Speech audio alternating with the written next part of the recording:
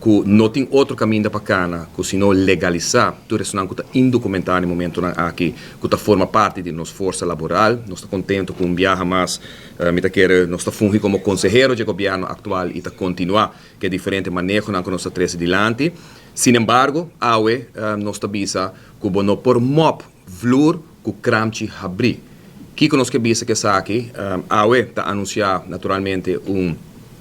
medida, em caso que manejo para o que trata, não tem amnistia, maneira que nós chamamos perdão geral, não tem caso aqui flexibilização. E nós vamos mostrar hecho naturalmente que de banda, como fração de PPA, claro que nós está sostener o pensamento para vai em direção de uma amnistia, nós queremos que o governo, em todo caso, queda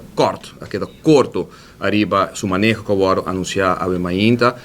Sin embargo, nós está elogiar que em todo caso está começa a formalizar e documentar isso não que para hopi e acaba tá na Aruba, e tá maneira nós bisa hopi viaja, nós saco na Aruba, não tá viva bau de brug, isso não que tá indocumentado, não tá haciendo ladronícia na maneira que sucede em outro país, de com passou aqui na Aruba, maioria de nós está trabalhando, tá dentro força laboral, sin embargo, não está contribuindo maneira que o outro está contribuindo. Nós sabemos, foi mais que ano passado, acaba, e me está contente que depois já aqui, sindicato, entre outros, FTA e outro, na grêmio comercial, a sostener-nos de intenção, só promete, é tal uma discussão, se do pueblo, se me se vai documentar ou não, aqui, nós para e mostra o hecho, que o mais justo e o mais correto para o outro, assim, hasta para nossa economia e nossa força laboral, tá e passo aqui, caminho que vou legalizar, esse não que está indocumentado, para motivo que nós sabemos, que nós está calcular, que minimalmente bota papiando entre 10 para 12 mil gente na Aruba no momento aqui,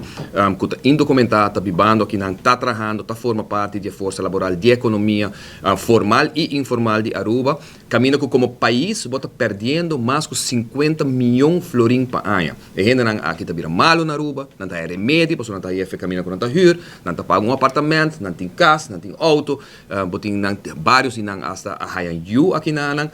caminha que não está escola grátis, não está contribuir e logicamente é passo para poder chegar a uma amnistia, lo me se é passo lógico.